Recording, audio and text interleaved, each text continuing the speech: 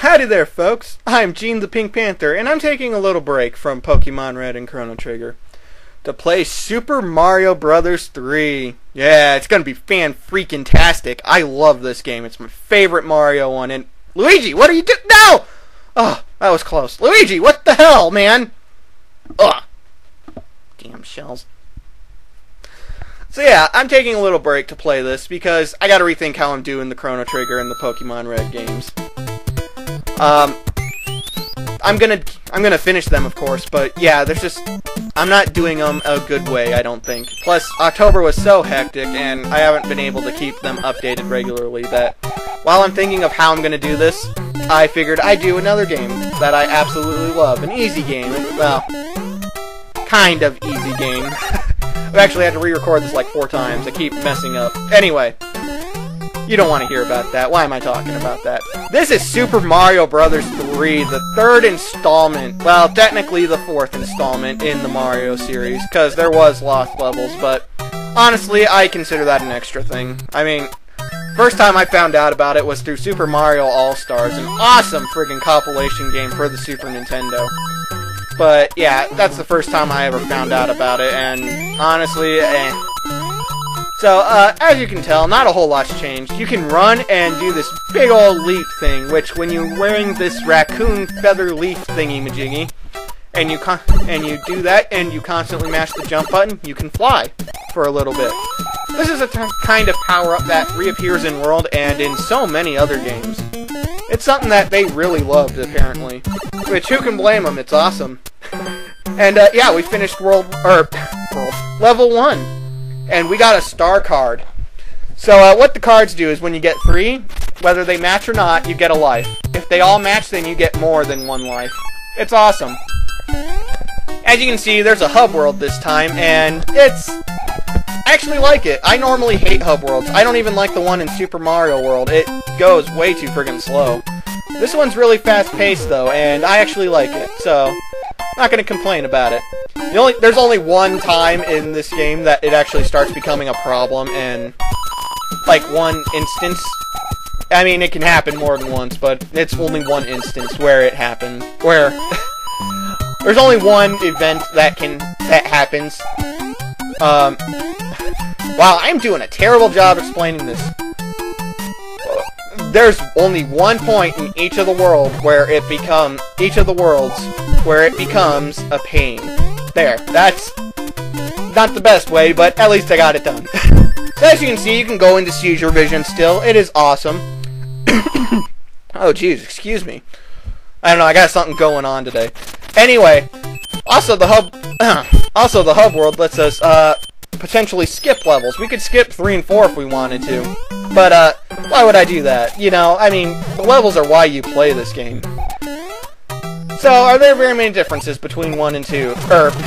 Yeah, there are a lot of differences between 1 and 2. But are there very many differences between 1 and 3? Well, 3's a lot easier. I'm sure a lot of people would disagree with me on that, but it's a lot easier. I've never had the kind of trouble with 3 that I had with 1. It's also a lot funner. It's got so much personality. It's got more diverse music. I mean, shoot, 1 only had, what, 3, maybe 4? 3 or 4, musical tracks, which, you know, that's kind of underwhelming. Granted, it was like the very first Nintendo game. Anyway, we actually reached the end of the level a bit ago, but we're going to come over here instead. When you get to this white block, you want to hold down while you're standing on it, and you fall behind the scenery. Now, the reason I did this is because there's a item that you can get by doing this. It's what is essentially the same as the warp zones from Mario 1. But, I'm never going to use it, so I'm going to explain how it works right now. How it works is that if I were to blow it right now, I could fly up to, like, World 3 or 4, which, you know, is awesome. I mean, you get to skip the first few worlds. But if you save it and use it at a later world, you can go to an even further world. So basically, it's all dependent on where you go. I actually like that they give you one pretty early on, because I myself can actually clear the first 2 worlds pretty quick, which gets you up through quite a ways, but I never use it. Ever. And that's the only one where I actually know where it is. I'm not going to look up where they all are, because you know, I don't know, I have no real reason to. I'm never gonna use them, and honestly, I think 1 is plenty. There's actually a 1-up right under where I was standing. I didn't show it off because that's another thing that's different. You get so many freaking lives in this game compared to the first game. Yeah, you get so many, and it's just crazy. Anyway, this is level 4, I believe. Yeah, this is level 4. It's probably the most platforming level in World 1, and it's a little tough, I won't lie. If you're gonna die, it's probably gonna be on this one, but it's not that bad. There's a coin block there, but it's not a very good place. You can't get coins nearly quick enough. Anyway, so, yeah, I wanted to do this game instead of number 2, because I was actually planning on doing number 2, but, like, before this one, and everything, but, oh, there we go, I got a life. Anyway, I was planning on doing number 2, but it just wasn't fun. I was doing playthroughs, and I just wasn't having fun. I'll go into this in a bit, though. Line up the pictures and get a prize. You only get 1 try. Awesome. I'm sure I'm gonna get it. Basically, it's as you said. You push the button when you feel like they're gonna line up, and we'll see. And you'll see if you win and you get a prize. I'm a stumbler. Sorry. Damn it! Yeah, I never win that, by the way. Like, I very rarely do. This is the Midway Castle. This game introduces Midway Castles, which is something that reoccurs. Yeah, it's a reoccurrence in most Mario games. It's pretty awesome. And this is my favorite appearance of the Fire Flower. Like, my favorite Mario appearance when he has it. I don't like the white overalls and red shirt as much. I actually love the freaking red overalls with orange. With an orange shirt and hat. I think that's the most awesome appearance.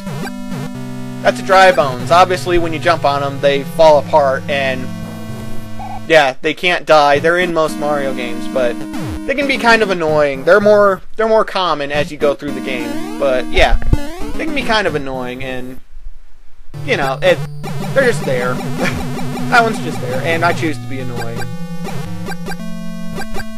Anyway, we go through the door, and we're at the boss now. I'm sure he's gonna be the toughest SOB ever. I mean, wait, what? No, he's not!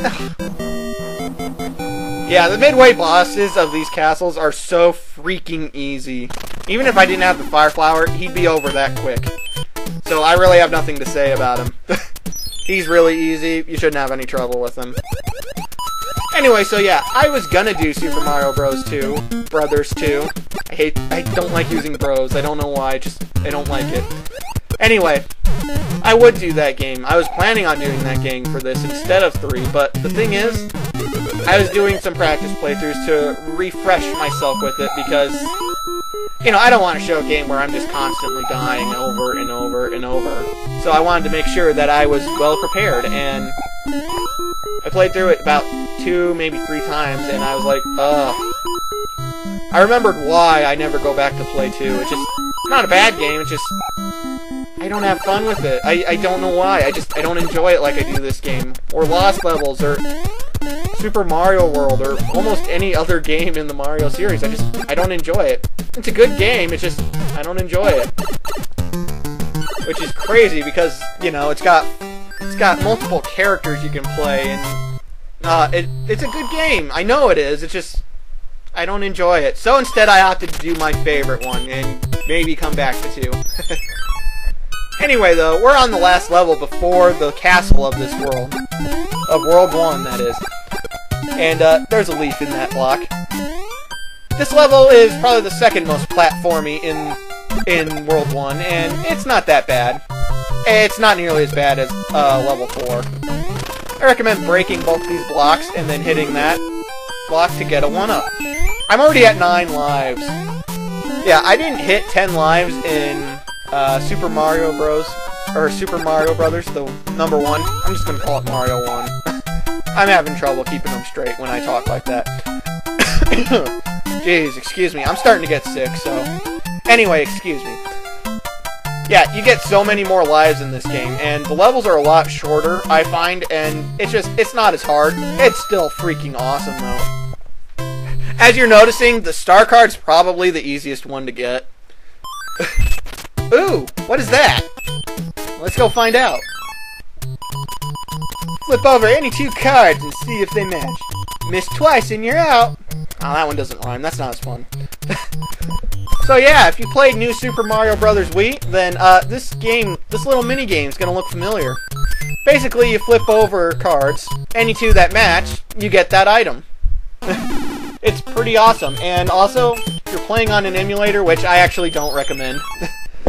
Seriously, this is one of those games that you have to play on a console, because that is just when it is the best. When you're playing it on a console, I recommend getting it for the Wii.